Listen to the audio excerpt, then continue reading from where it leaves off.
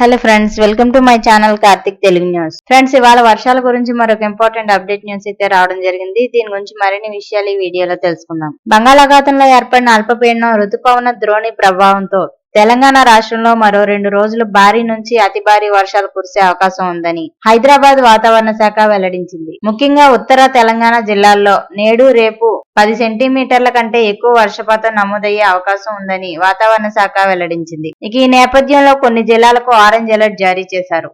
మరికొన్ని జిల్లాలకు yellow alert జారీ చేశారు. భద్రాద్రి, కొత్తగూడెం, కరీంనగర్, ఖమ్మం, మహబూబాబాద్, ములుగు, నిర్మల్, నిజామాబాద్, పెద్దపల్లి, రాజన్న, సిరిసిల్ల, వరంగల్, హన్మకొండ, జగిత్యాల, జయశంకర్, భూపాలపల్లి జిల్లాల్లో భారీ వర్షాలు ఉంటాయని ఆరెంజ్ అలర్ట్ జారీ చేశారు. ఆదిలాబాద్, జనగామ, కామారెడ్డి, నల్గొండ, సంగారెడ్డి, సిద్దిపేట, సూర్యాపేట, యాదాద్రి, భువనగిరి, కొమరంభీం, ఆసిఫాబాద్, మంచిర్యాల, మెదక్ జిల్లాల్లోనూ మోస్తరు నుంచి భారీ వర్షాలు కురుస్తాయని వాతావరణ శాఖ హెచ్చరించింది. ఈ మేరకు ఆయా జిల్లాలకు ఎల్లో అలర్ట్ జారీ చేశారు. రాష్ట్రంలో ఇప్పటికే భారీ వర్షాలు కురుస్తున్నాయి. గత ఆదివారం నుంచి సోమవారం ఉదయం వరకు రాష్ట్రంలోని పలు ప్రాంతాల్లో భారీ వర్షాలు కురిశాయి. ఇక అలాగే భద్రాద్రి కొత్తగూడెం జిల్లా దమ్మపేట మండలంలోని నాగుపల్లిలో అత్యధికంగా 12 సెంటీమీటర్ల వర్షపాతం నమోదైంది. మహబూబాబాద్ జిల్లా గూడూరు మండలం భూపతిపేటలో 11.9 సెంటీమీటర్లు, భద్రాద్రి కొత్తగూడెం జిల్లా చుంచుపల్లి మండలం గరిమెల్లపాడులో 11.8 సెంటీమీటర్లు, ములుగు జిల్లా